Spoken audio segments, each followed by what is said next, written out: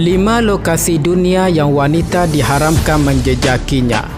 Kepercayaan-kepercayaan tradisional masih terus dipegang masyarakat di seluruh dunia. Walaupun laungan kesaksamaan gender semakin hari semakin kuat kedengaran, banyak pihak khasnya golongan aktivis feminis kerap kali melaungkan agar tidak lagi wujud segregasi yang membezakan antara lelaki dan wanita setiap masa, di mana wanita perlu diberikan peluang serupa dalam semua perkara. Disebabkan pertemuan antara amalan tradisional ini yang kelihatan bercanggah dengan pemikiran era baru, wujud beberapa lokasi di dunia yang terus keras mempertahankan pendirian mereka. Berikut adalah 5 lokasi di dunia di mana wanita ditegah keras daripada menghadiri maupun menghampirinya. Yang pertama, Kuil Sabarimala di India. Kuil Sabarimala adalah sebuah kuil penganut Hindu yang terletak di Kerala, India. Sejak tahun 1991, kuil ini menjadi kawasan larangan bagi mana-mana wanita yang masih menjalani proses ovulasi. Larangan ini bagaimanapun berjaya dicabar oleh kumpulan pejuang hak asasi pada tahun 2018.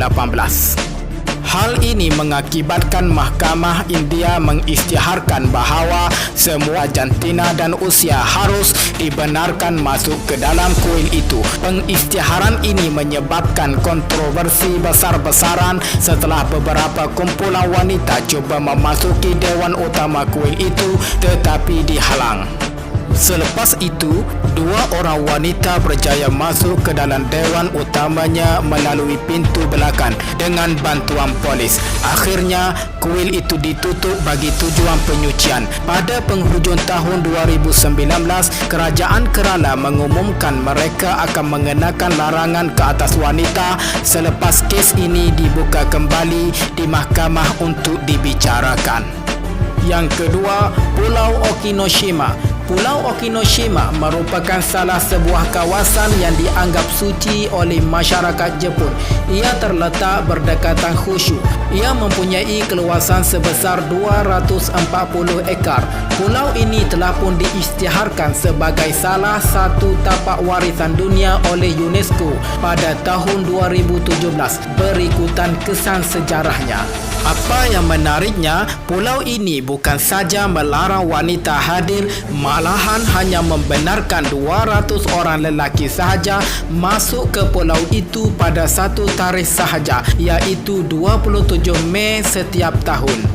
Ritual yang dijalankan setiap 27 Mei sempena memperingati perang yang berlaku tidak jauh daripada pulau tersebut memerlukan individu lelaki yang hadir berendam di pantai tanpa berpakaian seurat benang pun. Berendam ini dijadikan peraturan wajib bagi menyucikan semua pelawat lelaki sebelum mereka dibenarkan masuk ke kawasan-kawasan seterusnya. Yang ketiga, Gunung Omin. Kawasan suci Gunung Omin menjadi salah satu lokasi penyembahan utama agama Shugendo, iaitu sebuah agama kuno yang dianuti kumpulan minoriti warga Jepun. Diasaskan sekitar abad ke-7 hasil penggabungan beberapa ideologi dan doktrin Buddha, Tao, Shinto dan Vajra.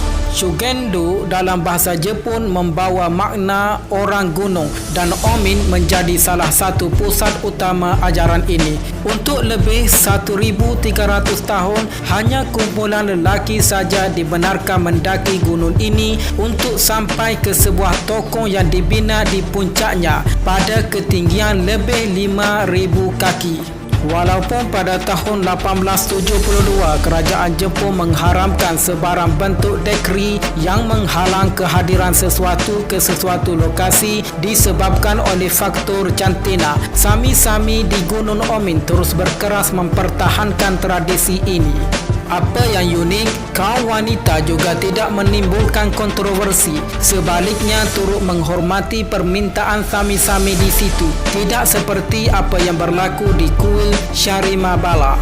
Yang keempat, Pergunungan Athos di Greece. Sebuah kawasan pergunungan yang agak luas dengan saiz melebihi 335 km persegi. Pergunungan Athos merupakan pusat ajaran Ortodok yang sangat penting di Eropah. Dikenali dengan nama Agion Oros di Greece atau Gunung Suci. Sudah lebih 1000 tahun kawasan pergunungan ini dibuka bagi melatih Sami yang datang daripada negara Eropah Timur seperti Romania, Rusia, Bulgaria, Serbia dan Moldova.